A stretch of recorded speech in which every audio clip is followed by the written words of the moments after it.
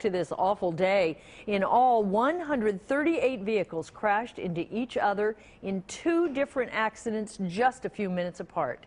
More than 24 of those vehicles were semi-trucks. The worst of those collisions killed a 12-year-old girl on I-275 in Colerain Township. We have much to bring you tonight about these pileups and the lives they affected. And we begin with 9 on Your Side reporter Tom McKee in Colerain Township.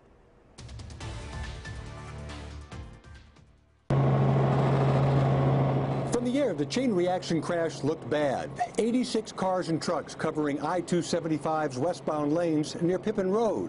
You ever seen anything like this before? No, and I don't ever want to see it again. From the ground, it looked even worse. This is something that you would see in the movie sets. Never to expect to roll up on something like this. The chaos began just before noon when the weather turned ugly. I see it started to snow, so before I knew it, I was slamming on brakes. It was a complete whiteout. You could only see about 20 to 40 yards when it finally happened. The pavement changed to ice, sending vehicles skidding everywhere. The car hit me from behind and drove me into the grass. This car carrying a trailer, he pulled in front of me.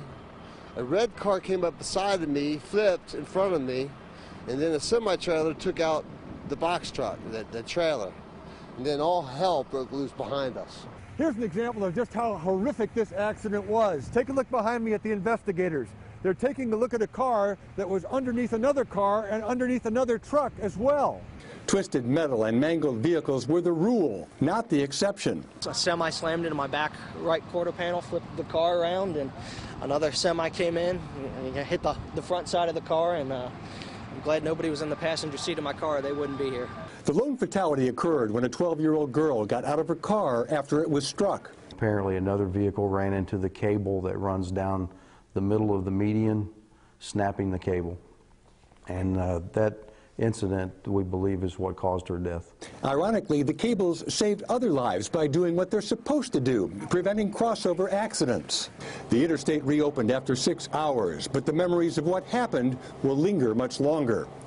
Tom McKee, 9 on Your Side, Colerain Township.